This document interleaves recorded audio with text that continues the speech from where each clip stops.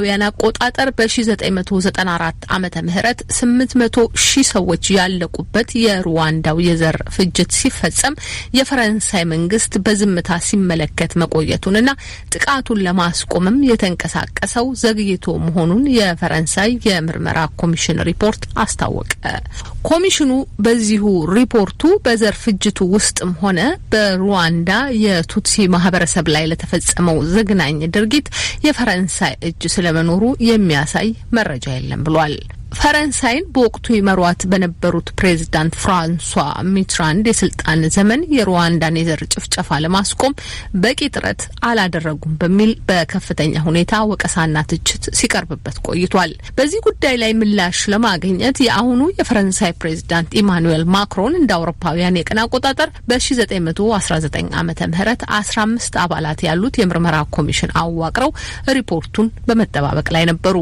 ኮሚሽኑም ከ1990 ዓመተ ምህረት የዘር ጭፍጨፋው እስከተፈጸመበት እስከ 1994 ዓመተ ምህረት ድረስ በነበረው ሁኔታ ላይ ለ2 ዓመታት ምርመራ ሲያደርግ ቆይቶ ውጤቱን ለፕሬዝዳንቱ አቅርቧል። ሪፖርቱም በወቅቱ በሩዋንዳ ቱትሲዎች ላይ ለተፈጸመው የዘር ማጥፋት ጭፍጨፋ ከባድ ኃላፊነትን ትሸከማለች ይላል። ፈረንሳይ ፖለቲካዊ፣ ተቋማዊ፣ ምሁራዊ፣ ስነ ምግባራዊና የሞራል ከባድ ኃላፊነቶችን ባለመወጣት እንዳላይ ያልፋለች ማለቱንና ፈረንሳይን ተጠያቂ ማድረጉን የፕሬዝዳንት ማክሮን ቢሮ ኃላፊዎች የገለጹ ሲሆን ሆኖም ሪፖርቱ የዘር ማጥፋት ፍጅቱ ከተጀመረ በኋላ ፈረንሳይ የጦር መሳሪያ ለሩዋንዳ ስለማቅረቧ የተገኘ ምንም አይነት መረጃ የለም ብሏል።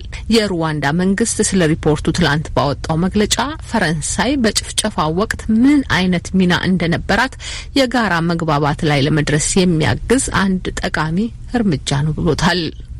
አድማጮች ዜናው የሚተላለፍላችሁ ዋሽንግተን ዲሲ ከሚገኘው የአሜሪካ ድምጽ ራዲዮ ጣቢያ የአማርኛው አገልግሎት ነው። በሚያንማር ተቃውሞ ላይ ዛሬ 90 ሰዎች ተገደሉ። የዓይን እማኞች እንደተናገሩት የዲሞክራሲ አቀንቃኝ ሰልፈኞች ላይ መፈንቅለ መንግስት አካሂዶ ስልጣን የያዘው ወታደራዊ ቡድን በወሰደው የኃይል እርምጃ በተለያዩ የከተማው ክፍሎች ሰዎች ተገድለዋል። ዛሬ የተሰማው የሟቾች ቁጥር ወታደራዊ ቡድኑ ስልጣኑን ከያዘበት የካቲት 1 2021 ዓ.ም ጀምሮ የመጀመሪያውና ከፍተኛው ነው ተብሏል። ከሚያንማር የሚወጡ ዘገባዎች እንደጠቆሙትም ማንዳ ላይ በተባለች ከተማ የ5 ዓመት ታዳጊን ጨምሮ 23 ሰዎች ሲገደሉ ያንጎ በተባለች ከተማ ደግሞ ከፖሊስ ጋር በነበረ ግጭት 24 ሰዎች ተገድለዋል። የመንግስት የጸጥታ አስከባሪዎች ዛሬ በተመሳሳይ በሌሎች ከተሞች ዜጎችን መግደላቸውን የሚያረጋግጡ መረጃዎች እየወጡ ነው። አንድ ነዋሪ እቤታችን ውስጥ ብንቀመጥ እንኳን ልክ እንደ ወፍና ዶሮ እየገደሉን ነው ብለዋል። ግብጽ ካይሮ ውስጥ አንድ ህንጻ ተደርምሶ 5 ሰዎች ህይወታቸው ሲያልፍ 24ቱ ደግሞ መቁሰላቸውን የሀገሪቱ ባለስልጣናት ገለጹ። 10 ፎቆች ከነበሩት ፍርስራሽ ውስጥ ተውጠው እስካሁን ያልወጡ ብዙ ሰዎች መኖራቸውን የዓይን እማኝ ለሮይተርስ የዜና ወኪል ገልጿል። የእርዳታ ሰራተኞች በህይወት የተረፉ ሰዎችን ለማዳን ርብርብ እያደረጉ ነው። ለህንጻው መደርመስ ምክንያት ምን እንደሆነ እስካሁን የታወቀ ነገር የለም። አድማጮች፣ ለዜናው የተመደበው ሰዓት እዚህ ላይ አበቃ። ከቅዳሜ ምሽት ዝግጅቶቻችን ጋር አብራችሁን ቆዩ። አመሰግናለሁ ጽዮን ለዜናው።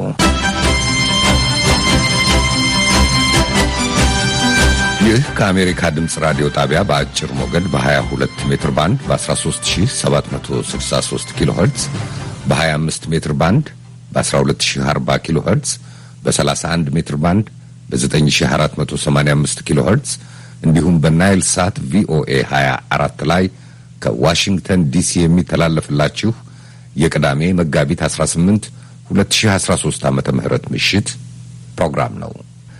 የተከበራችሁ አድማጮች፣ የስርጭት ሞገዶች ማስታወሻ አለኝ።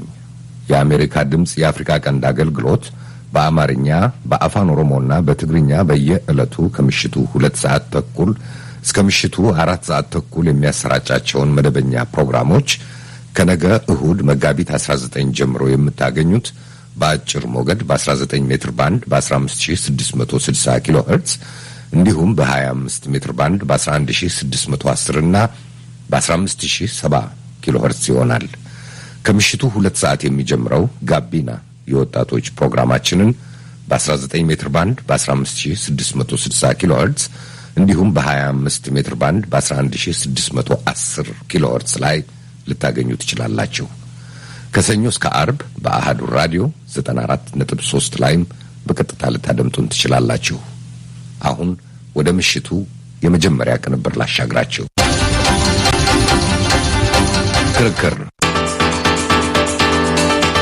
ሶስት ወገኖችን የወከሉ ተሳታፊዎች በወቅታዊና በአነጋጋሪ ርዕሶች ዙሪያ የያዙት ጠበቅ ያለ ክርክር ነው። ተከታዩ ትግራይ ክልል ውስጥ ያለውን እንዲሁም ኢትዮጵያ የምትገኝበትን አጠቃላይ ሁኔታና ኤርትራን ጨምሮ እያወዛገቡ ያሉ ጉዳዮች ተነስተዋል። በተከታዩ ክርክር ጠቅላይ ሚኒስትር አብይ አህመድ በሳምንቱ መጀመሪያ ለፓርላማው ባሰሙት ንግግር የተነሱ ጉዳዮችን ጨምሮ ሰሞኑን እየተስተዋሉ ያሉ ሁኔታዎችም ይፈተሻሉ። የፕሮግራሙ አዘጋጅና አቅራቢ አሉላ ከበደ ነው። ተሳታፊዎቹ ራሳቸውን ያስተዋውቁና ወደ ክርክራቸው እንዘልቃለን። አመሰግናለሁ። ካናዳ ነው ያለሁት። ዮሐንስ አብርሃ እባላለሁ። ጠቅላይ ሚኒስትር ሰራተኛ ነበርኩኝ ላለፈው 19 ዓመታት በዋናው መስሪያ ቤትም በውጭ ባሉ ኤምባሲዎችም በፓሪስና በብራሲልስ ሰርቻለሁ። አሁን ውጪ የትግራይ መንግስትን ወክሎ ስራ የሚሰራ ኮሚቴ አለ። ከዛ ኮሚቴ ጋር አብሬ እየሰራሁ እገኛለሁ። በርሄ ሀብተ ጊዮርጊስ እባላለሁ። ትውልድ ሀገሬ ኤርትራ፣ ያደግኩበት ኤርትራ በኮሌጅ ደረጃና ከዛ በኋላ ስራ ኢትዮጵያ ለረጅም ዓመታት ቆይቻለሁ። ከዛ በኋላ ወደ አሜሪካን ሀገር መጥቼ እዚህ በአስተማሪነት ዩኒቨርሲቲ ሰራ ነበር። አሁን ጡረተኛ ነኝ። ዮናስ ሩባላለሁ። ዋሽንግተን ዲሲ አካባቢ ነው የምኖረው። በዓለም ባንክ ውስጥ ኢንተርናሽናል ኮምፓሪዝን ፕሮግራም የሚል በ190 ሀገር ላይ የሚካሄድ የኢኮኖሚ ማነጻጸሪያ ድርጅት በዛ ውስጥ ምክትል ግሎባል ማኔጀር ሆኜ ሰራ ነበር። አሁን በብዛት በዚህ በኢትዮጵያ ዳያስፖራ ስራ ላይ ነኝ። የምሳተፈው በዛ ላይ ነው። በቅርብ ጠቅላይ ሚኒስትሩ ያቋቋሙ የኢትዮጵያ ኢንዲፔንደንት የኢኮኖሚክ አድቫይዘሪ ካውንስል አባል ነኝ። አመሰግናለሁ እንግዶቼ ሶስታችሁንም። በሰሞኑ ወቅታዊ ጉዳዮች እንጀምራለን። ወደ ኋላም መለስ ብለን አንዳንድ መሰረታዊ ጉዳዮች እናዛምዳለን። ይበልጡንም ደግሞ በክርክሩ መቋጫ ለአካባቢው ሕዝብ ቀጣይ ህይወት ይበጃል፣ አብረው ያኗኑራል የሚለው ሐሳብ ላይ እየበኩላችሁን እንድትፈነጥቁ እድል ሰጣችኋለሁ። የትግራይ ቀውስ ጋር የተዛመዱ ልዩ ልዩ ርዕሰ ጉዳዮች እናያለን። አጠቃላይ የኢትዮጵያ ወቅታዊ ሁኔታ፣ የዩናይትድ ስቴትስን ሰሞንኛ ጥረት እንዲሁም ኤርትራን የሚመለከቱ ጉዳዮች ያካትታል። የኢትዮጵያው ጠቅላይ ሚኒስትር አብይ አህመድ በሳምንቱ መጀመሪያ ያሰሙትን ንግግር መነሻ እናድርግ። በወቅታዊው የኢትዮጵያ ይዞታም ሆነ በትግራይ ባለው ቀውስ እንዲሁም በአጠቃላይ የአካባቢው ጉዳይ ላይ ጠንከር ያሉ አስተያየቶች ሰጥተዋል። እስካሁን ሲዘገቡ የነበሩ ሪፖርቶችም ላይ ትችቶችን አቅርበዋል። ቀጣዩንም መሆን አለበት የሚሉትን ለሀገራቸውም ለአካባቢው ይበጃል ያሉትን ሀሳብ አቅርበዋል። ንግግሩን የመስማት እድል ገጥሟችሁ ከሆነ ከጠቅላላ ሀሳባችሁ ልነሳና አንዳንድ የተመረጡ ድምጾችን ሊያነጋግሩ የሚችሉ ሀሳቦችን አሰማችኋለሁ። አቶ ዮሐንስ ቅድሚያውን እድል ለርሰው። አዳምጫለሁ። በርከት ያለ ነገር ማንሳት ይቻላል ከጠቅላይ ሚኒስትሩ ንግግር። የተወሰኑትን ነገሮች ለማንሳት ጠቅለል ያሉትን፣ አንደኛው ምናልባት ከዚህ በፊት አልተደረገም፣ አልሆነም፣ አልተፈጸመም ሲባል የነበረ ነገር አንድም ሁለትም ሶስትም ነገሮች በግላጭ ያመኑበት ነበረ በፓርላማው። እኛ በጣም ትልቅ የሆነ ግፍ ተፈጽሟል የምንለው ነገር ጠቅላይ ሚኒስትሩ እጅጉን አውርደው በጦርነት ወቅት ሊያጋጥም ነገር እንደሆነ አድርገው ያቀረቡበት የነበረ ነው። አጀማመሩ በተመለከተ ጦርነቱ አጀማመርም እንደዚሁ ከመጀመሪያ ጀምሮ ሲዋጥ የነበረው ውሸት ተመልሶ በፓርላማው የሰማንበት ነው። ጦርነቱ የተጀመረው የሰሜን ዕዝ ስለተመታ ነው የሚለው ሁኔታው ሌላ ነው። እንደሚታወቀው ጦርነቱ የሰሜን ዕዝ ስለተመታ አይደለም የተጀመረው። ለ2 ዓመታት ከዛ በላይ ዝግጅት የተደረገበት ጦርነት፣ በዛኛው ማታ ጦርነቱ ተጀመረ በተባለበትም የትግራይ አመራሮችን ለማሰር የመጣ ኃይል ተመቶ የተመለሰበት ስለነበረ ማን እንደጀመረው ግልጽ ነው። የዶክተር አብይ መንግስት ነው የጀመረው ጦርነቱ። ይህንን ለማስተባበል እና እንደገና ለመዋሸት ተችሏል ብዬ ነው የምወስደው በፓርላማው። ሌሎች ግን በርከት ያሉ ነገሮች አሉ። ወደ ዝርዝር ልገባ ከሆነ ላስፈቅድ፣ ካልሆነ ግን በኋላ ልመለስ። ምን ያነሳለሁ። አመሰግናለሁ አቶ ዮሐንስ። ባጭሩ ልክ እርስዎ እንዳደረጉ ሁላችንም እንዲሁ እድል ሰጥና ሊያነጋግሩ የሚችሉ ግራና ቀኝ እንታያቸው ሀሳቦችን ከእሳቸው ድምጾች የተወሰኑትን እናነሳለን። ዶክተር ዮናስ የእርስዎ ነው እድሉ። በንግግራቸው ይዘት ከታዘቡት እስከዛሬ ለነበሩት ክርክሮች ትርጉም አለው ፋይዳ አለው የሚሉት ነገር ምን ካለ? እሺ በጣም አመሰግናለሁ። መቼም የአሁኑ ቀውስ ወይም ጦርነት ማናነሳው እንዴት ተነሳ የሚለው ብዙም የሚያጨቃጭቅም ግራ የሚያጋባም አይደለም፣ ግልጽ የሆነ ነገር ነው። የትግራይ አመራሮች በግልጽ መጥተው ፕሪኤምፕቲቭ የሆነ አክሽን ነው ብለው በቴሌቪዥንም በቪዲዮም ያስተላልፉባቸው መልእክቶች አሉ። በእንግሊዝኛው ፕሪኤምፕቲቭ ማለት እንግዲህ ከመቀደማችን በፊት እንቅደም ብለን እኛንን ጦርነቱን የጀመርነው ነው። ከዛም አልፎ የአሜሪካን ሴክሬታሪ ኦፍ ስቴት ሚስተር ማይክ ፖምፔዮ የቲፒኤልኤፍ ወይንም ህወሓት ጦርነቱን እንደጀመረ ህይወት እንዳጠፋ የሚያሳዝን ጉዳይ እንደሆነም የተናገሩበት አለ። ግን ደግሞ ከዛም ወደኋላ ተመልሰን ያ ትሪገር ፖይንት ነው፣ ያ የተጫረበት ነው። ሆኖም ግን ከዛ በፊት ያሉ ብዙ ቅድመ ሁኔታዎች አሉ የሚለው ውስጥ በምንገባበት ጊዜ ደግሞ ግልጽ በሆነ መንገድ ጠቅላይ ሚኒስትር አብይ ስልጣን ከያዙበት ጊዜ ጀምሮ ህወሓት ያደርጋቸው የነበሩት ዝግጅቶች ላይን ባይ ላይን ተራ በተራ ከነቅደም ተከተሉ ማቅረብ ይቻላል። በዚህም ላይ እድል ከሰጠኝ ያስቀጥል እንችላለን። ይሄንን አባባል ግን የኢትዮጵያ መንግስት ነው የጀመረው ብሎ ማለት ታሪክን ሪቫይዝ ከማድረግ በላይ አይ ቲንክ ትክክለኛ ያልሆነ አቀራረብ ነው። ለዛም እንዳልኩት መረጃዎች አሉ ራሱ የተላለፉ። መልካም ብዙ የሚያነጋግሩ ሀሳቦች ስላሉ ቶሎ እንድትቀባበሉ በተቻለ መጠን አጠር አድርጋችሁ ብትመልሱ። ዶክተር በርሄ ወደ እርስዎ ነው የምመጣው። እርስዎም የጠቅላይ ሚኒስትሩን ንግግር የመስማት አጋጣሚ ከነበረው? ሰምቼዋለሁኝ። በየአቅጣጫው የተሰነዘረው ትንተናም ሳይሆን የፕራይም ሚኒስትሩ ቃል ነው ብለው አሳስተው የሚያቀርቡ ብዙ አይቻለኝ እና ይሄ ስዕሉ በቀላሉ የሚያሳይ ነው። ለምሳሌ እኔ እንደሰማሁት ጠቅላይ ሚኒስትሩ ያሉት ኤርትራ የኢትዮጵያ ፌዴራላዊ ሰራዊት ይዞት ከነበረ ቦታ ስለለቀቀ የሀገሩ መከላከያ ኃይል ቦታ ለመያዝ ተንቀሳቅሰው አንዳንድ ቦታዎችን ቫኬትድ የሆኑት ቦታዎችን ይዘዋል አሉ እና ይሄ ራሱን ድንበር ለማስከበር ሀገሩን ለመከላከል ነው። ከዚህ ጋር አብሮ የሚሄደው ምንድነው? ኤርትራ እኮ የህወሓት መንግስት ታርጌት ነበረች። ለስንት ዘመናት በፍርድ የተወሰነውን በኮሚሽን የቴሪቶሪ ባድመ ውሳኔ የተሰጠበት በፍርድ የተወሰነውን ቦታ ሰራዊቱ ከዛ አይወጣም ብለው ኢትዮጵያ ፌዴራላዊ መንግስት ሰራዊቱን ለማንቀሳቀስ ለማሸጋገር ሰዎችን ለመለወጥ የሚፈልግም ምንም ማድረግ አትችልም ብለው ከልክለው ፌዴራል መንግስት ሆስቴጅ ሆኖ የነበረበት ጊዜ ነው እና የትግራይ ሰራዊት ደግሞ ኤርትራን ለማጥቃት ቀደም ብሎ ባወጣው መመሪያ መሰረት የታላቋ ትግራይ ፌዴሬሽን ለመመስረት ኤርትራን ለመውረር በግዛቱ ስር ለማስገባት በጽሁፍ ያወጣው ያንን ህልም ለመተርጎም ሲቃዥ የነበረ አካል ነው እና አሁን ይሄ ደግሞ የመጣው ኢትዮጵያ ማዕከላዊ ፌዴራላዊ መንግስት ብቻ አይደለም የዚሁ ጥቃት ተጎጂ የሚሆነው ኤርትራም ታርጌት ውስጥ ነች። አይታችሁታል። ሚሳይል ተተኩሰዋል። አስመራ ድረስ እንትን መጥተዋል ብለዋል እና ያ የተወሰደው እርምጃ አውቆ ራሱን ለማሳበድ የሚፈልግ ሰው ካልሆነ በስተቀር ወይ መንግስታት ሌላ አልቴሪየር የሆነ ሞቲቭ ያላቸው ካልሆኑ በስተቀር ሲሉ በጣም ክሊር ነው። መጥቶ ኤርትራን ወሮ አገሪቷንም ደምስሶ ካላጠፋ መንቀሳቀስ አትችልም ማለት ነው። ሚሳይል ተኩሰዋል። ዝግጅቱ በሙሉ እዛ የነበረው ኤርትራን ለማጥፋት ነው። ይህ የታወቀ ነው እና የኤርትራ መንግስት የወሰደው እርምጃ በጣም የተቆጠበና ከሁኔታው ጋር አብሮ የሚሄድ ነው። ራሱን ለመከላከል ነው ደግሞ ጠቅላይ ሚኒስትሩ እንዳሉት። ሌሎች ግን ምንድነው ያሉት? የኤርትራ ሰራዊት ኢትዮጵያ ውስጥ መግባቱ ተቀብለውታል። የት ቦታ ደረሰ እንዲሆነ ምናምን የሚባል ነገር የለም እና ይሄ አሁን ምንድነው የሚያሳየን? ፕሮፓጋንዳ አንድ መሳሪያ ነው ከሚለው ዘይቤ አብሮ የሚሄድ እንቅስቃሴ ነው። አውሮፕላን መውደቁንም ብዙ ነገር መደረጉንም እንሰማለን። ይህም ከሱ ጋር አብሮ ነው። እኔ ስለሱ እንኳን መናገር አልፈልግም። ስቱ ማች መልካም። አቶ ዮሐንስ ወደ እርሶ ከመመለሴ በፊት ቅድም ቃል በገባሁት መሰረት የጠቅላይ ሚኒስትሩን አንዳንድ ድምጾች እያሰሙ በየበኩላችሁ የምትሰጡትን አስተያየት እናካት።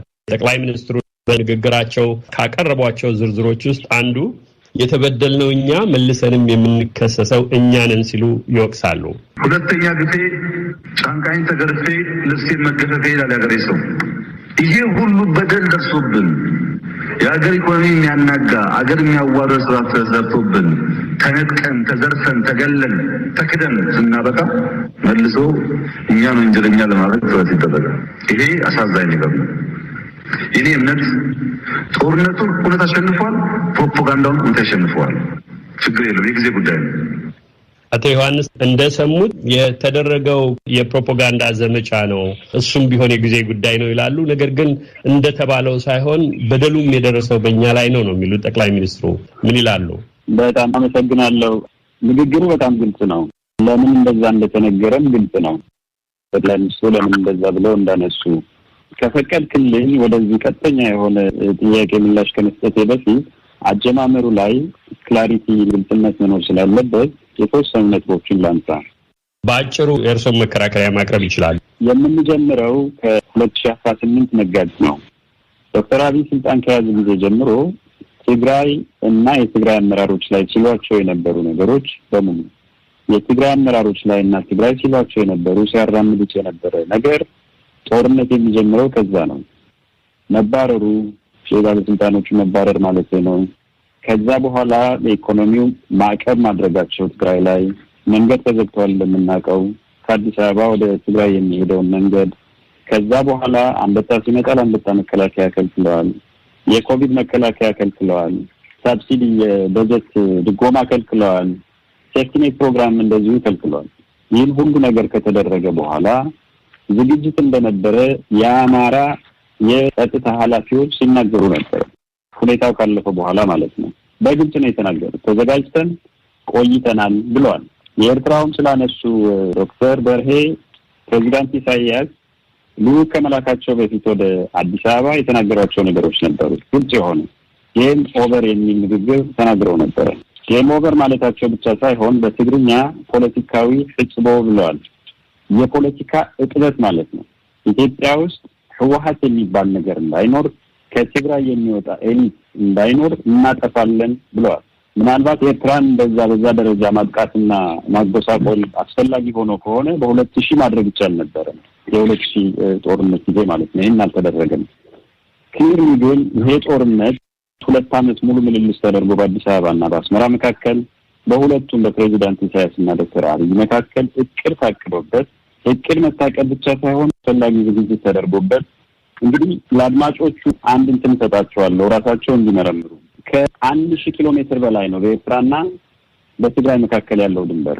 1000 ኪሎ ሜትር በላይ የተበተነውን የመከላከያ ኃይል በ2-3 ሰዓት ጥቃት የትግራይ ኃይል ጥቂት የሆነ የትግራይ ኃይል አጥቅቶ ጉዳት ፈጽሞበታል ብሎ ማለት ምንም አይነት ዝግጅት ሳያደርግ የኢትዮጵያ ሰራዊት የትግራይ ኃይል ስላጠቃ ደግሞ በሰዓታት ልዩነት በሁሉም ግንባሮች በምዕራብ፣ በደቡብ፣ በኤርትራ በሙሉ በአንድ ጊዜ ያን ያህል ኃይል አስገብቶ ጦርነት መክፈት የሚያስችልበት እውነታው ግን ክሊር የሆነ ግልጽ የሆነ ዝግጅት ተደርጎበት እቅድ ታቅዶበት ትግራይን እስከ መጨረሻው ለማጥፋት የተደረገ ጦርነት ነው። ጦርነት ማን ሊጀምረው እንደሚችል ቅድም እንደገለጽኩት ፕሬዚዳንት ኢሳያስ ከዶክተር አብይ ጋር ሆነው የጀመሩት ጦርነት ብዬ ነው የምለው።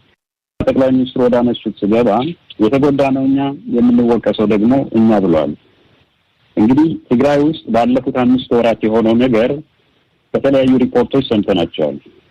አምነስቲ ሪፖርት አውጥተዋል፣ ሲኤንኤን ሪፖርት አውጥተዋል፣ ፎሬን ፖሊሲ ሪፖርት አውጥተዋል፣ ሂውማን ራይትስ ዎች ሪፖርት አውጥተዋል፣ የኢትዮጵያ የሰብአዊ መብት ኮሚሽን ራሱ ሪፖርት አውጥተዋል።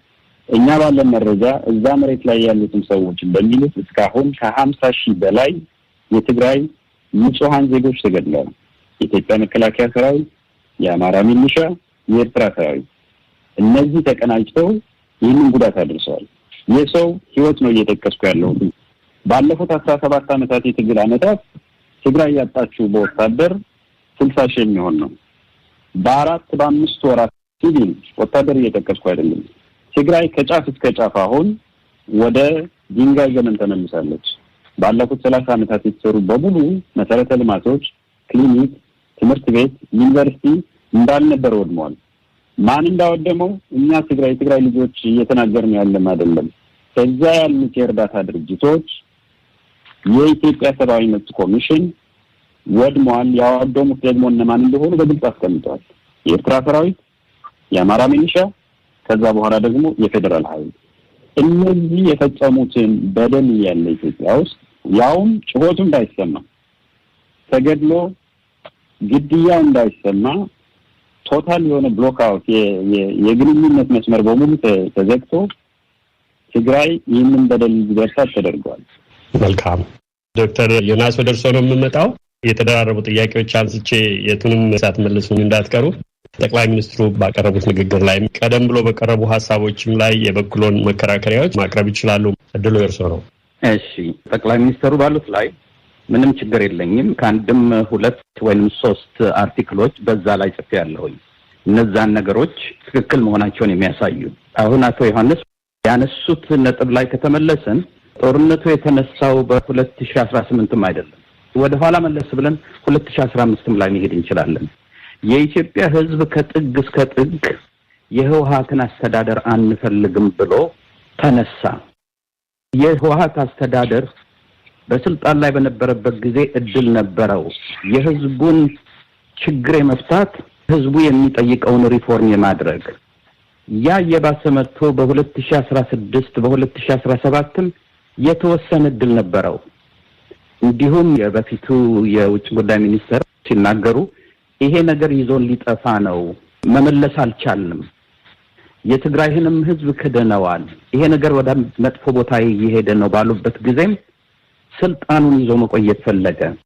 የጠቅላይ ሚኒስትሩ አይደሉም የቲፒኤልኤፍን መንግስት ያወረዱት፣ የኢትዮጵያ ህዝብ ነው። ይህን ነገር ደግሞ ያደረገበት 2 ምክንያቶች አሉ። የቲፒኤልኤፍ አስተዳደር ከመጀመሪያ ጊዜ ጀምሮ ከመሰራረቱ ጀምሮ የትግራይን የበላይነት ለመገንባትና ሌሎቹን በእንግሊዝኛ ሉቲንግ አርምድ ሉቲንግ ነው የምለው አስገድዶ ትግራይን የማልማት ዘመቻ ነበር። ይህን ለመመልከት ደግሞ ይሄ ያለ አማራ አለ ወይንም የኢትዮጵያ መንግስት አለ ወይንም ቲፒኤልኤፍ አለ አይደለም። የ2017 እና የ2020 የወርልድ ባንክ ጥናቶች አሉ። ጥናቶቹ ምንድነው የሚሉት? ከአዲስ አበባ ቀጥሎ በሮድ ዴንሲቲ በኢንፍራስትራክቸር የመጀመሪያው መቀሌ ነች። በረሃብ ይሄ ሲቪር ፖቨርቲ በሚባለው መስፈርት ሲመለከቱት የወርልድ ባንክ ትግራይ ውስጥ 5% ነበረ ሲቪር ፖቨርቲ ያለው ማለት በጣም የባሰበት ድህነት ያለው። የአማራ ክፍል ውስጥ 31% ነበረ። ይሄ እንግዲህ በአማራ ክፍል ውስጥ በኢትዮጵያ ካለው በፖፑሌሽን ፕሮፖርሽን የበለጠ ደሃ ነበር። በኦሮሞ ውስጥ 18% ነበር። በደቡብ ህዝብ ወደ 28% ነበረ። በሌላም በኤነርጂ መስፈርት ሲመለከቱት ከአዲስ አበባ ቀጥሎ መቀሌ ነበረ። ይሄ ግልጽ የሆነ ነገር ነው። በአንደኛ በኩል የሌላውን ህብረተሰብ ንብረት ወደ ትግራይ ልማት የማዞሩ ግልጽ የሆነ ነገሮች ነበሩ። ከዛም ያልፍና ብዙ ጥናቶች ያሳዩት ምንድነው በቲፒኤልኤፍ አመራር ጊዜ በሀገር እየተዘረፈ ይወጣ የነበረው ዶላር በአፍሪካ ውስጥ በጣም ብዙ ገንዘብ እየሸሸ ይወጣባቸው ነበር ከሚባሉት ሀገሮች ውስጥ ናይጄሪያ፣ ሳውዝ አፍሪካ፣ ኮንጎ ዴሞክራቲክ ሪፐብሊክ እና ኢትዮጵያ ናቸው። እነዚህ ሌሎቹን 3ቱን የተመለከትክ እንደሆነ ኮንጎ ሪፐብሊክ፣ ሳውዝ አፍሪካ፣ ናይጄሪያን የተመለከትክ እንደሆነ ዝርፊያው የነበረው ከኦይል፣ ከዳይመንድ፣ ከጎልድ ከመሳሰሉ ማይኖች የሚመጣ ነበር። ከኢትዮጵያ ግን ይወጣ የነበረው ከደሃው ህዝብ እየተዘረፈ ነበር። ያ መሮት ነው የኢትዮጵያ ህዝብ የተነሳው። ከዛም በኋላ ግን 2018 ላይ የመጣ እንደሆነ ጠቅላይ ሚኒስትሩ ሲመጡ በእርግጥ ብዙ የትግራይ ተወላጅ ሰዎች ስልጣናቸውን አጥተዋል። ያ ደግሞ ትክክል የሆነ ፖሊሲ ነበር። ለምን? ቲፒኤልኤፍ ስልጣን ላይ በነበረበት ጊዜ ጠቅላላ ስልጣኑ የተያዘው በብዛት በትግራይ ሰዎች ነበረ። ሴኩሪቲ የተመለከትክ እንደሆነ ሚሊተሪ የተመለከትክ እንደሆነ 5% የኢትዮጵያ ህዝብ የወከሉ ዲስፕሮፖርሽናሊ በብዛት በስልጣን ላይ ነበሩ። ይሄንንም ሌላው የኢትዮጵያ ህዝብ ድርሻ እንዲኖረው ጀስቲስ ማምጣት የምትችለው ኢኳሊ ሪዲስትሪቢዩት በምታደርግበት ጊዜ ነው። ስለዚህ በዛን ጊዜ ስራችንን አስለቀቁን ማለት ድሮኛ በጥይትና በጉልበት ይዘነውን የነበረውን ፕሪቪሌጅ እነሱ ማለት ነው። እሱ በጣም የሚገርም ክርክር ነው የሚሆነው። ግን ከዛም ውጭ ምንድነው የተደረገው? ጠቅላይ ሚኒስትሩ ፖሊሲዎች ያወጧቸው ፖሊሲዎች በኢኮኖሚ፣ በፖለቲክ 30,000 እስረኛ ለቀቁ የመሳሰሉት ወዘተ ወዘተ። ከመጀመሪያ 30,000 ፖለቲካ እስረኞች ለምን ተለቀቁ ብለው መጀመሪያ ያወገዘው ትግራይ ኦንላይን ነው። ይሄ ደግሞ የምናውቀው TPLF አፈቀላጤ ነው። ከዛ በኋላ ኢኮኖሚውም ላይ ተቃውሞ ነበራቸው። ፕራይም ሚኒስተር ያወጡት የነበረው በሞላ ሪፎርሙ በአለም ዙሪያና በኢትዮጵያኖች በጣም ሲቀደስና ሲወደስ ከላይ እስከታች የሚቃወመው የነበረው ማን ነው? የቲፒኤልኤፍ ኃይል ነው። ያ ደግሞ እስካሁን ድረስ የነበረውን ጥቅማችንን ወሰዳችሁብን ነው። ከዛ አልፈው ዋና ስልጣናቸውን ወስደው ወደ ትግራይ ገቡ። ትግራይ ሲገቡ ደግሞ ያደረጉት ምንድነው? ራሳቸው የሚሉት ነው። ይሄ 250,000 ሚሊሻ ያሰልጥነናል፣ እንኳንስ እናንተ ኢትዮጵያኖች ይቅርና የሰብሳሃራን አፍሪካን እንደመሰሳለን የሚል እንትን ነበራቸውና አሁን አቶ ዮሐንስ እቺ ትንሿ የትግራይ ኃይል እንዴት አድርጋ ነው ይሄንን ሁሉ መጣች የሚለውን ነገር ሲያነሱ ከእውነታው ጋር ትንሽ የሚቃረን ይመስለኛል። መልካም። ከዛ ውጭ ግን ዘላ ያቆማለሁ። ከዛ ውጭ ግን ምንድነው? አዎ በእርግጥ ብዙ የተፈጠሩ ግፎች አሉ በዚህ በጦርነቱ ጊዜ። እነዚህ ግፎች ግን በተወሰነ መልኩ በጣም ከሚያስፈልገው በላይ ይጋነኑ ነበር። ለምሳሌ የአምነስቲ ኢንተርናሽናል ዳይሬክተሯ ራሷ ሪትራክት አድርጋለች። በእርግጥ መጀመሪያ ላይ ሲወጣ ምንድን ነው የተባለው? ከ750 እስከ 1500 ሰው አክሱም ላይ ከቤተ ክርስቲያን ውስጥ አውጥተው ገደሉ ነበር የተባለው። እሱ ትክክል እንዳልሆነ አሁን የኢንተርናሽናል እንትኖች ሲገቡ ግልጽ አድርገዋል። የኢትዮጵያን ሂውማን ራይትስ ኮሚሽን ያለው ከ100 በላይ የሚቆጠሩ ተገደሉ ነው። እና ብዙ መጣራት ያለባቸው ነገሮች አሉ። እኔ አሁን ያለውን ሁኔታ የኢትዮጵያ መንግስት የሚለውንም የቲፒኤልኤፍ የፕሮፓጋንዳ ማሽኖች የሚያወጡትን ነገር መቀበል አልፈልግም። ትክክለኛ መሆን ያለበት ምንድነው? ኢንተርናሽናል ኢንቨስቲጌሽን እየተጀመረ ነው። አም ሃፒ የኢትዮጵያ መንግስት ያንን ፈቅዷል። እንደኔ ቢሆን ትንሽ ቀደም ብሎ ቢፈቀድ ከዲሴምበር ጀምሮ መፈቀድ አለበት ይላል። በዛ ነገር ላይ ብዙ ስለነበረ እነዚህ ውሸቶችና ትርክቶች እኔ 2 ቪዲዮ ሼር ላደርጋችሁ እችላለሁ።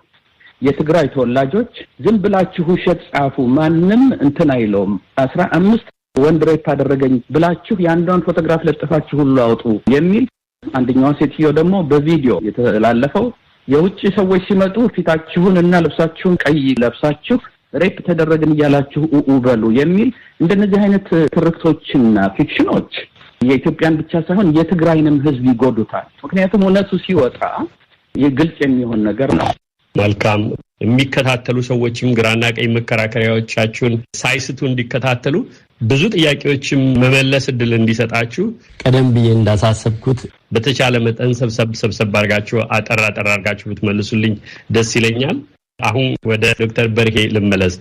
ዶክተር በርሄ በንግግሩ ላይ ብቻ ሳይሆን ኤርትራን በሚመለከት በክስ ደረጃ የሚቀርቡትን በኋላ አነሳለሁ። ቀደም ብሎ በተነሱት ሀሳቦች ላይ መስጠት የሚፈልጉትን መልስ ካለ ቅድሚያ እድል ስጦ።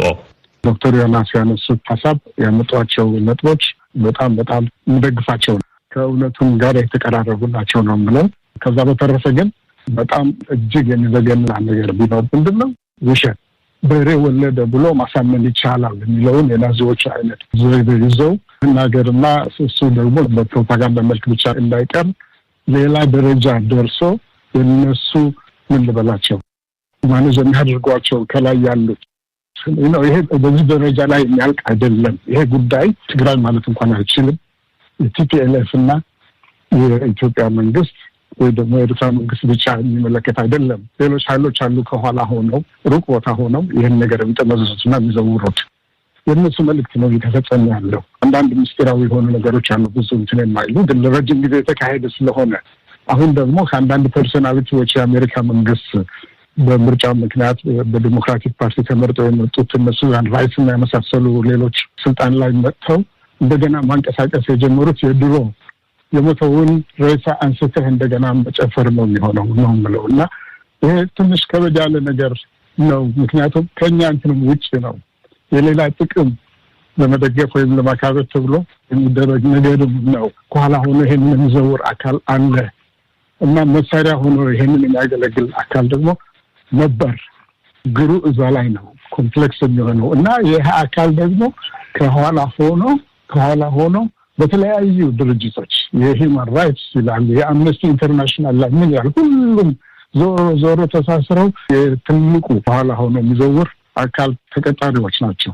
የአውሮፓ ሀገሮችን ሳይቀሩ በዚህ አይነት ጥላ ስር ነው ማለት ያለብንና በቀላሉ የሚታለፍ ነገር አይደለም ይሄ ነው የምለው። መልካም ዶክተር በርሄ እርሶ ጋር ልቆይና ምናልባት በሚቀርቡ ክሶች ላይ የምትሰጧቸውን መልሶች ወይም አስተያየቶች እናስከትል። የኢትዮጵያው ጠቅላይ ሚኒስትር አብይ አህመድ ከኤርትራው ፕሬዝዳንት ኢሳያስ አፈወርቂ ጋር መነጋገራቸውን የኤርትራ ጦር ሰራዊት ከኢትዮጵያ ድንበር መውጣቱን መስማማታቸውን የኢትዮጵያ መከላከያ ኃይል በምትኩ የድንበሩን ጥበቃ እንደሚያስፈጽም ይፋ አድርገዋል። በአንጻሩ የኤርትራ ጦር ኢትዮጵያ ውስጥ መኖሩንም ቅድም አቶ ዮሐንስ ጠቅሰውታል። ለመጀመሪያ ጊዜ ነው ጠቅላይ ሚኒስትሩ ያመኑት። ይሄም እርምጃ ተከትሏል። በሌላ በኩል በዓለም አቀፍ ተቋማት ቅድም የጠቀሷቸውን ጨምሮ በአክሱም ተፈጸመ የሚሉትን ከፍተኛ የሰብአዊ መብት ጥሰት፣ የሴቶች መደፈር የኤርትራ ጦር መፈጸሙ ነው በተደጋጋሚ የተዘገበውና ምንድነው የእርሱ አስተያየት በዚህ ላይ? ክርክሩ በነገው ምሽት በራዲዮ መጽሔት ይቀጥላል። ከአሜሪካ ድምጽ ራዲዮ ጣቢያ ከዋሽንግተን ዲሲ የሚተላለፍላችሁን ዝግጅት ነው እየተከታተላችሁ ያላችሁት። መልካም የሳምንት መጨረሻ እንዲሆን እመኛለሁ። ወደ ተከታዩ ዝግጅት ላሻግራችሁ። ጠቅላይ ሚኒስትር አብይ አህመድ ትግራይ ክልል ውስጥ ባለው ሁኔታ፣ ኢትዮጵያ ምድር ላይ ባሉ የኤርትራ ወታደሮች ጉዳይ እንዲሁም በሰብአዊ መብቶች ጥሰቶችና በሰብአዊ ሁኔታዎች ላይ ለተወካዮች ምክር ቤቱ በዚህ ሳምንት ማብራሪያ ሰጥተዋል። አዳነች ፍስሐዬ እንግዳ አላት። ጠቅላይ ሚኒስትሩ ባነሷቸው ነጥቦች ላይ የህወሓት ምላሽ ነው ያሏቸውን ሐሳቦች ያነሱበት ዝግጅት ይዛለች። ቀጥሎ ይቀርባል። ጠቅላይ ሚኒስትር አብይ አህመድ ባለፈው ማክሰኞ የኢትዮጵያ የሕዝብ ተወካዮች ምክር ቤት 11ኛ መደበኛ ስብሰባ ላይ ተገኝተው በትግራይ ክልል ስላለው ፖለቲካዊ፣ ወታደራዊና ሰብአዊ ሁኔታዎች ላይ ከምክር ቤቱ አባላት ለተነሱ ጥያቄዎች ምላሽ ሲሰጡ የኤርትራ ወታደሮች በትግራይ ክልል መኖራቸውን ለመጀመሪያ ጊዜ በይፋ አምነው መቀበላቸው የሚታወስ ነው። የተባበሩት መንግስታት ድርጅት ዋና ጸሐፊ አንቶኒዮ ጉተረሽ የኢትዮጵያው ጠቅላይ ሚኒስትር አብይ አህመድ አሁን በትግራይ ክልል መኖራቸውን ስላረጋገጡት የኤርትራ ወታደሮች ምን ብለዋቸው እንደነበረ ገልጸዋል። We have no proof of the presence of Eritrean troops inside Ethiopia. I confronted the Prime Minister with that question and he guaranteed to me that they have not entered Tigrayan territory, that the only area where they are is the area that corresponded to the disputed territory between the two countries that in the peace agreement was decided to give back to Eritrea. So this was the testimony that was given to me by the Prime Minister when I confronted him exactly with that question. የኤርትራ ወታደሮች በኢትዮጵያ ግዛት መኖራቸውን ማረጋገጫ የለኝም። እኔ በግሌ ጠቅላይ ሚኒስትሩን ጠይቄያለሁ። የኤርትራ ወታደሮች በትግራይ ግዛት እንዳልገቡ አረጋግጠውልኛል። አሁን እነሱ ያሉት ሁለቱንም ሀገሮች በሚያጨቃጭቀው በሰላሙ ስምምነት መሰረት ወደ ኤርትራ መመለስ ባለባቸው ቦታዎች ነው ብለውኛል። ጠቅላይ ሚኒስትሩን ስለ ጉዳዩ ጠይቃቸው የሰጡኝ ቃለ ምስክርነት ይህ ነው። ጠቅላይ ሚኒስትር አብይ በምክር ቤቱ ካነሷቸው ነጥቦች መካከል አንዳንዶቹን በድምጻቸው በማሰማት አምባሳደር ፍስሐ አስገዶምን ጋብዘናል። አምባሳደር ፍስሐ በተለያዩ ሀገራት በአምባሳደርነት ያገለገሉ ናቸው። ጠቅላይ ሚኒስትር አብይ በትግራይ ክልል ስላሉት የኤርትራ ወታደሮች ያሉትን እንስማ። የኤርትራ ጦር የኢትዮጵያን ድንበር ተሻግሮ ኢትዮጵያ ውስጥ እንቅስቃሴ ያደረገ በእኛ ሕዝብ ላይ በጥፋት በሚገለጽ በማንኛውም መንገድ የሚያደርጋቸውን ጥፋቶች አንቀበልም። ይህን ማንቀበለው የኤርትራ ስለሆነ አይደለም፣ የኛ ወታደርንም አንቀበልም። ዘመቻው በግልጽ ከተለዩ ጠላቶቻችን ጋር ነው እንጂ ከህዝባችን ጋር አይደለም። አምባሳደር ፍስሐ ለዚህ ያላቸው ምላሽ በጣም አመሰግናለሁ ስለጋበዛችሁ። እንግዲህ ጠቅላይ ሚኒስትሩ አንደኛ ኤርትራ አልገባም አሉ። ዓለም አቀፍ ከፍተኛው ሲቪል ሰርቫንት የተባበሩት መንግስታት ዋና ጸሐፊ የጠቅላይ ሚኒስትሩን ወሬ ሰምተው ለጸጥታው ምክር ቤት ጠቅላይ ሚኒስትሩ አልገባም ብሎ መስክረዋል። ውሸት መሆኑ አሁን ከ4 ወር በኋላ አምነዋል። ቀደም ብለውም በጦርነቱ አንድም ሰው አልሞተም ብለው አሁን ደግሞ በአደባባይ የተጎዳ ሰው አለ፣ የሞተ ሰው አለ፣ ጥፋተኞች ካሉ ይጠየቃሉ ብለዋል። ቀስ በቀስ የዓለም ህብረተሰቡ ተገንዝበዋል። የዘር ማጥፋት ዘመቻ ተደርጓል በትግራይ ለብዙ ሺህ የሚቆጠሩ እህቶቻችን እናቶቻችን ተደፍረዋል፣ ስቃይ ደርሶባቸዋል። ጠቅላይ ሚኒስትሩ ድረስ ይደርሳል። ከዚች ለመውጣት ነው አሁን እንደገና እንደ አዲስ የዓለም ህብረተሰብን ለማወናበድ ሌላ ልቦወለድ እየፈጠሩ ናቸው። ከፍተኛ የዓለም አቀፍ ህብረተሰብ የሚከታተለው ወንጀል በመንግስት የተሰራ ነው። የመንግስት መሪ ሆነው እስከቀጠሉ ድረስ ደግሞ ይጠየቁበታል። ከዚህ ጋር ተያይዞ ደግሞ እኛ ብቻ ሳንሆን የኤርትራ መንግስትም ቢሆን በትግራይ ህዝብ ላይ በደል የፈጸሙትን የኛ አይነት አመለካከት ነው ያለው ብለዋልና እስቲ በዚህ ላይ ያሉት ጠቅላይ ሚኒስትር አብይ አህመድ የኤርትራ መንግስት ሰራዊቱ ወንጀል ሰርቶ ከሆነ ህግ ፊት ሊያቀርባቸው ዝግጁ ነው፣ ተሳምቷል ይላሉ። ይጋለጣሉ፣ ገና በህግም ይጠየቃሉና ይሄ ለኛ አዲስ ነገር አይደለም። የዓለም ህብረተሰቡ ግን እየታዘባቸው ነው። ጠቅላይ ሚኒስትር አብይ አህመድ የኤርትራ መንግስት ወታደሮችን ወደ ትግራይ ስላስገባበት ምክንያት ገልጸዋል። የኤርትራ ወታደር የኢትዮጵያን ድንበር አልፎ ያለባቸው አካባቢዎችን በሚመለከት የኤርትራ መንግስት የሚያነሳው አርጊውመንት ላለፉት 20 ዓመታት የኢትዮጵያ ወታደር የነበረበት ምሽግ ለቃችሁ ሄዳችኋል። የቲፒኤልኤፍ ኃይል ላለፉት 20 ዓመታት ከፈጸመብን በደል በተጨማሪ አሁን እንኳን ወደ ውጊያው እንድንገባ ሮኬት ተኩሶ ጋብዞናል። አሁን ደግሞ እናንተ ይሄን ምሽግ ለቃችሁ ወደ መካከለኛው ትግራይ ጠላት ፍለጋ እየሄዳችሁ ስለሆነ እዚያ ስታጠቁት ተገልብጦ ወደኛ ሊመጣ ይችላል። የናሽናል ሴኩሪቲ ኢሹ አለብን። ለዚህ ብለን ድንበር አካባቢ ያሉትን ቦታዎች ይዘናል። ነገር ግን የእናንተ ወታደር ስራውን ለቆ ምሽጎቹን የሚቆጣጠር ከሆነ በማግስቱኛ የለንም፣ አንፈልግም መቆየት የሚል መከራከሪያ አቅርበዋል። አምባሳደር ፍስሐ እንግዲህ አንደኛ የኢትዮጵያ መንግስት ማንኛውም ኃይል የፈለገው የትግራይ መንግስት ይሁን የትግራይ ልዩ ኃይል ይሁን ወታደሩን ቢያጠቃ የፈለገው ቢሆን ሌላ ኃይል አምጥቶ የሚወጋውን ኃይል ይወጋል እንጂ አንዲት ሉዓላዊት ሀገርን ድንበር ተሻግሮ መጥቶ ሌላውን የውስጥ ኃይል አይመጣም። ነገር ግን እሱ አይደለም ጨዋታ። 2 ዓመት ተኩል የተዘጋጀ ፕሮጀክት ስለነበረ የኤርትራ ሰራዊት ጦርነቱ ሲጀመር በሰዓታቶች ነው የትግራይን ከተሞች ያጥለቀለቃቸው። ተዘጋጅቶ ነው የቆየው። ድሮኑ ከአሰብ ተዘጋጅቶ ነው የቆየው። ሁለተኛ የትግራይ መከላከያ ኃይል እኮ ጨርሰነዋል፣ ደምስሰነዋል፣ ፖሊስ ስራ እየሰራን ነው ብለው እኮ ጠቅላይ ሚኒስትሩ አውጀዋል። ለምንድን ነው አሁን ደግሞ የትግራይ ልዩ ኃይል እኛንም የማያጠቃን ከሆነ ትግራይን ለቀን እንወጣለን ብሎኛል የሚሉት? የራሳቸው ጀነራል ስዩም መቀሌ ላይ ያመኛል ገብተዋል ሲሉ እኮ የኤርትራ መንግስት መግለጫ ሰጥቷል። ውለታ ቢስ እርምጃ መወሰድ አለበት ብሏል በራሳቸው በኢትዮጵያ ጀነራሉ ላይ። ስለዚህ የአሁን ደግሞ የሚሉን ያሉ ምንድን ነው? የኤርትራ ሰራዊት ኢትዮጵያ የምትባል ሀገር ራሷን መጠበቅ ስለማትችል ከአንድ ክልል ልዩ ኃይል የኢትዮጵያ መከላከያ ሰራዊት መዋጋት ካልቻለ፣ ህግን ማስከበር ካልቻለ ኤርትራ የሚባል ሀገር መጥቶ ትግራይን ሊያስተዳድር ነው እስኮዲያል። ያሳፍራል፣ ያማል። ጀነራሉ እንዳሉት ይሄ ዝም ብሎ የልጆች ጨዋታ። የሱዳኑ ጀነራል 3 ቀን ጦርነቱ ከመጀመሩ በፊት አዲስ አበባ ነበር።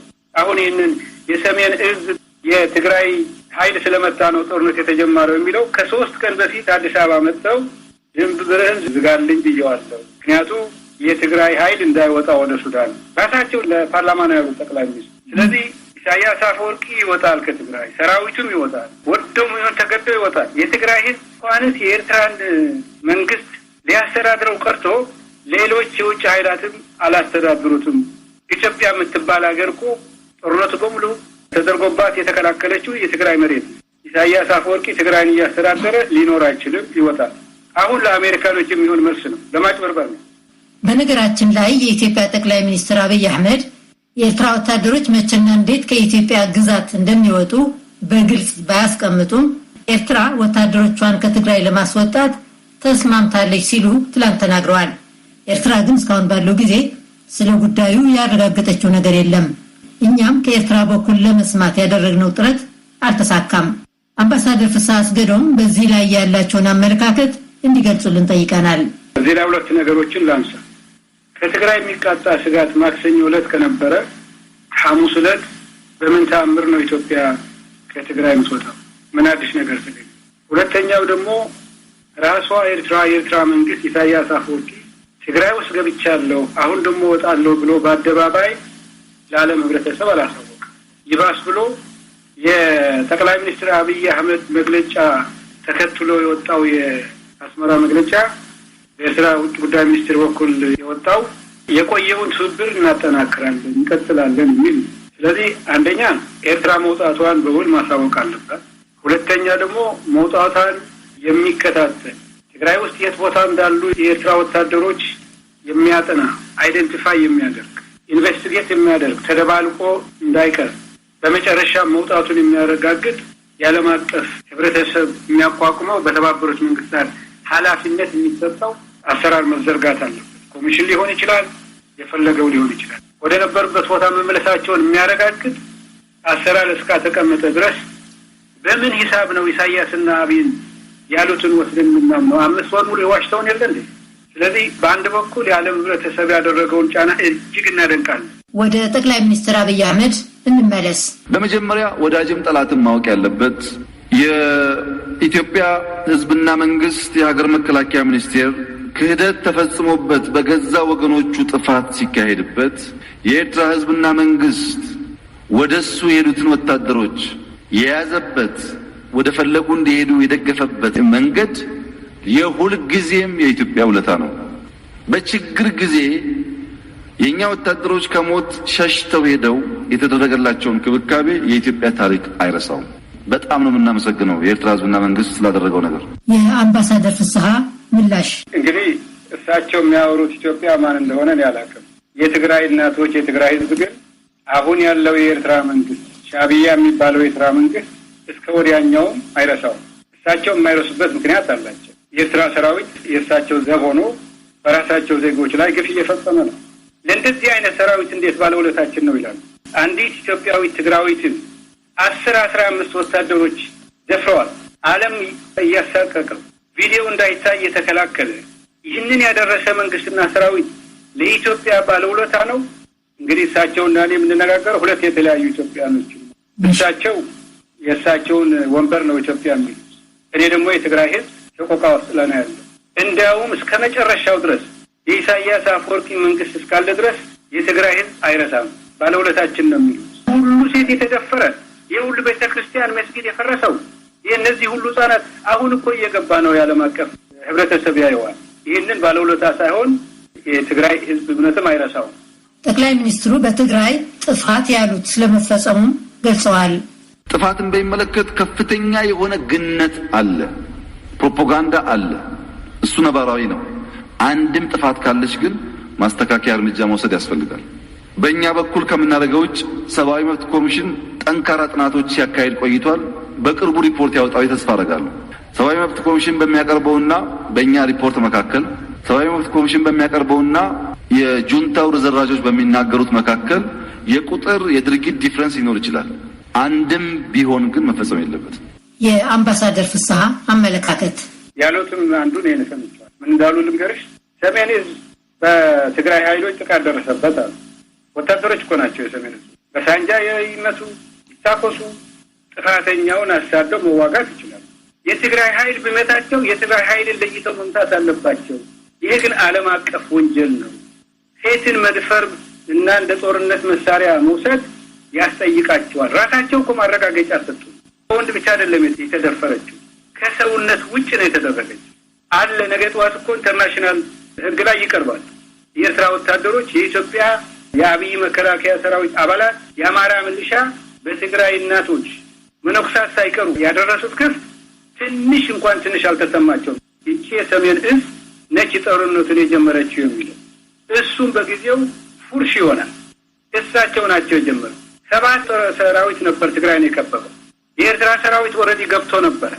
የትግራይ በህግ የተመረጠውን መንግስት ባለበት ሊዝ የነበረው የሰሜን ዕዝ ቀድመውታል። ይሄ ደግሞ ጦርነቱ ተጀመረ ያስብለው። የአማራ የፖሊስ ኮሚሽን ኃላፊ ጦርነቱ ከመጀመሩ በፊት ሁመራ ላይ ስናቀናጅ ነበር ብሏል። ቅድም እንዳልኩሽ የሱዳኑ የወታደር ካውንስል መሪ ደግሞ ከ3 ቀን በፊት አዲስ አበባ መጥቶ ድንበርህን ዝጋ ብለውኛል ጠቅላይ ሚኒስትሩ ብለዋል። ሌላው ያነሱት ነጥብ ደግሞ የሰብአዊ መብት ኮሚሽን ጠንካራ ጥናቶች ሲያካሄድ ቆይቷልና ሄደ ያለው ሕክምና ፈላጊ ቁጥር ባለፉት ጥቂት ሳምንታት ብቻ በ3 እጥፍ ማደጉ ተነግሯል። እየታየ ባለው አሳሳቢ ሁኔታ ውስጥ ህብረተሰቡ እጅግ የከፋ ችግር ላይ ከመውደቁ በፊት አሁን ሊደረግ የሚገባውና የሚቻለው ጥንቃቄ የምርጫ ጉዳይ ያለ መሆኑን የሕክምና ባለሙያዎች አጽንኦት ሰጥተው እያሳሰቡ ነው። የፖለቲካና የማህበረሰብ መሪዎችም አርአያነት ያለው ኃላፊነታቸውን ሊወጡ እንደሚገባ ይጎተጉታሉ። አሉላ ከበደ ከአዲስ አበባው ዘጋቢያችን መለስካቸው አምሃ ጋር ያሰናዳውን የዚህን ተከታታይ ቅንብር የመጀመሪያ ክፍል ይዞ ቀርቧል። አመሰግናለሁ ሰለሞን። ገና ካሁኑ የሆስፒታል አልጋዎች እየሞሉና ህሙማንን መቀበል ከማይችሉበት ደረጃ እየደረሱ ነው። የኮሮና ቫይረስ በኢትዮጵያ መጠነ ሰፊ አካባቢዎችን እያዳረሰና በማህበረሰቡ ውስጥም በከፍተኛ ፍጥነት እየተሰራጨ ነው ይላል በሳምንቱ መጀመሪያ የአዲስ አበባው የዩናይትድ ስቴትስ ኤምባሲ በሳምንቱ መጀመሪያ ይህንኑ አስመልክቶ በድረገጹ ባወጣው መግለጫ አዲስ አበባ ውስጥ የመንግስትና የግል ሆስፒታሎች ህሙማን ተኝተው የሚታከሙባቸው አልጋዎች መሙላታቸውን ይፋ ያደረጉበትንም ይጠቅሳል።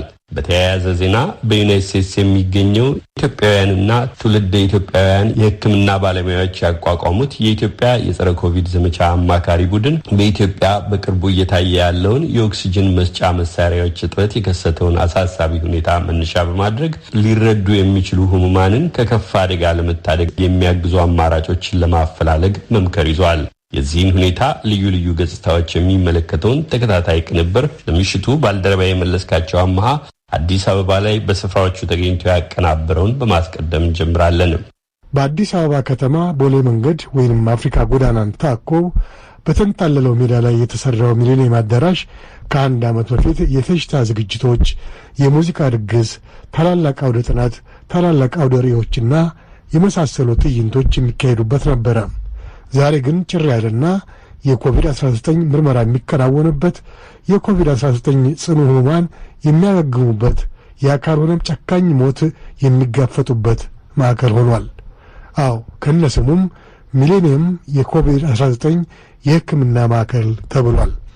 በኢትዮጵያ የኮቪድ-19 ወረርሽኝ የመዛመት አዝማሚያ በጣም የሚያስደነግጥ መሆኑ በየዕለቱ ጤና ሚኒስቴር የሚያወጣው ዘገባ በበቂ ይናገራል።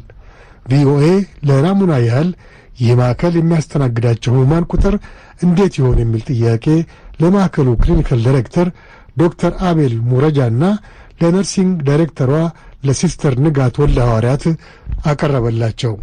በአለፉት 3-4 ወራት የነበሩትን ቁጥሮች ስንመለከት በተቋማችን ብቻ ከጥር መጨረሻ የካቲት መጀመሪያ አካባቢ ከነበረው የታካሚዎች ቁጥር አንጻር በዚህ ሰሞን ያለን የታካሚዎች ብዛት በ3 እጥፍ አካባቢ ጨምሯል።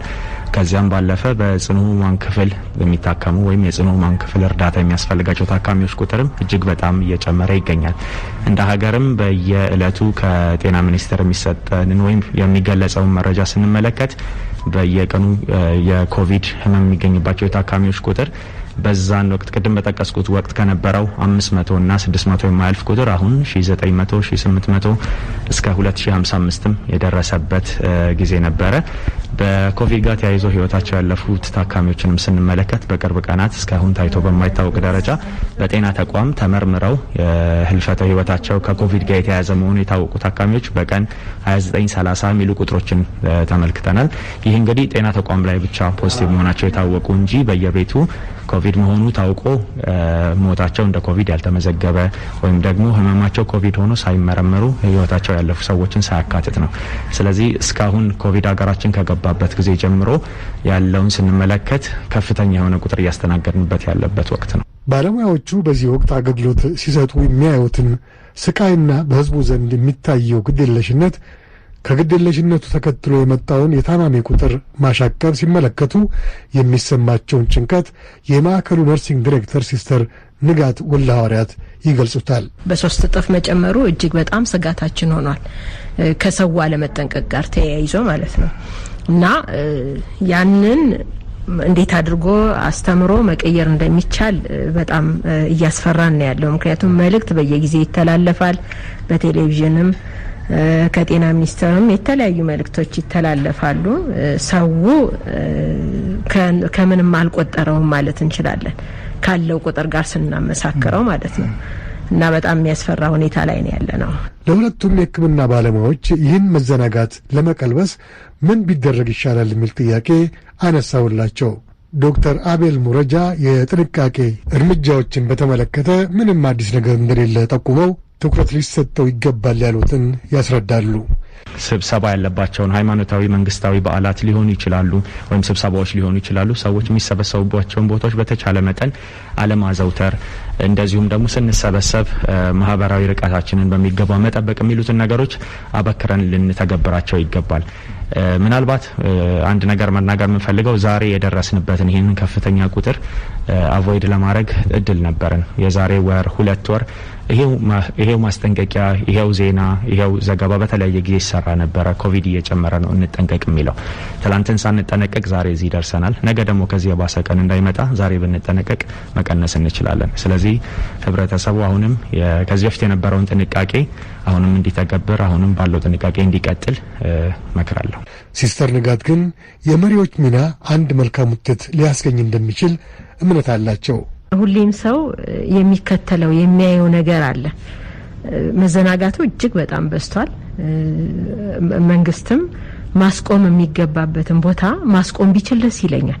የመዝናኛ ቦታዎች እጅግ በጣም በተስፋፋ ሁኔታ ነው ያሉት። ሰርጉ እንደ ልብ እየተደረገ ነው። ስብሰባዎች እየተደረጉ ነው። እዛ ላይ በቴሌቪዥን እንኳን ስናይ እዚህ ስብሰባ ላይ ማስክ የማያደርጉ ሰዎችን እናያለን እና ከፍተኛ ኃላፊነት ያለባቸው ሰዎች አድርገው ሲያይ ንብ መሪውን አይደል የሚከተለው። ስለዚህ ህዝብ መሪውን ነው አውራውን ይከተላል ንብና መሪዎች ላይ ሊደር ነን ሆነው የተቀመጡት ሰዎች ሮል ሞዴል መሆን አለባቸው። እነሱ ማስክ ሳያደርጉ እኛን ማስክ አድርጉ ብለው ያስጨንቁናል። ለፖለቲካቸው ነው እየተባለ ነው የሚወራው እና እሱን ነገር መቅረፍ መቻል አለበት። አሁን አርቲስቶች አይን የሚጣልባቸው ሰዎች አሉ፣ መሪዎች አሉ እና የፓርላማ ሰዎች አሉ፣ ትልልቅ ቦታ ላይ ያሉ ሰዎች አሉ። እነሱ ባለው የስብሰባ አጋጣሚ ማስክ አድርገው መታየት መቻል አለባቸው። እነሱ ራሳቸውን ሲጠብቁ ካየ ህዝቡ ይሄ ነገር አለ ማለት ነው ይላል። ሌላው ምንድነው አሁን በፊት እንደተጀመረ ፖሊስ ሁሉ ይደበደባል ማስክ ሳታደርግ ስትቀርና እኛ እንግዲህ ማስተዋል ተሰጥቶናል ይመስለኛል። እንደ ሰው እንደ ባለ አእምሮ ማድረግ ያለብንን ነገር ራሳችን አስበን ማድረግ አለብን። ዱላ ያስፈልገን፣ ግን ከመሞት ደግሞ ዱላ ይሻላል ብዬ አስባለሁ። ፖሊስ መምታት ካለበትም መጥቶ ሰውን ያስተምር። መለስካቸውን ለጥንቅሮቹ አመሰግናለሁ። አድማጮች፣ ቀደም ብዬ ያስተዋወቅኩት የዩናይትድ ስቴትሱ የኢትዮጵያ የጸረ ኮቪድ አማካሪ ቡድን የያዘውን ውጥንና በተለይም አስቸኳይ እርዳታው በተፈለገባቸው አጣዳፊ ህመም አይነቶች ከተላላፊ በሽታዎችና ከሳምባ በሽታ አማካሪ ሐኪሞች ጋር ያደረግናቸውን ምልልሶች በተከታታይ የምናቀርብ መሆኑን ከወዲሁ ለማስታወስ እንወዳለን።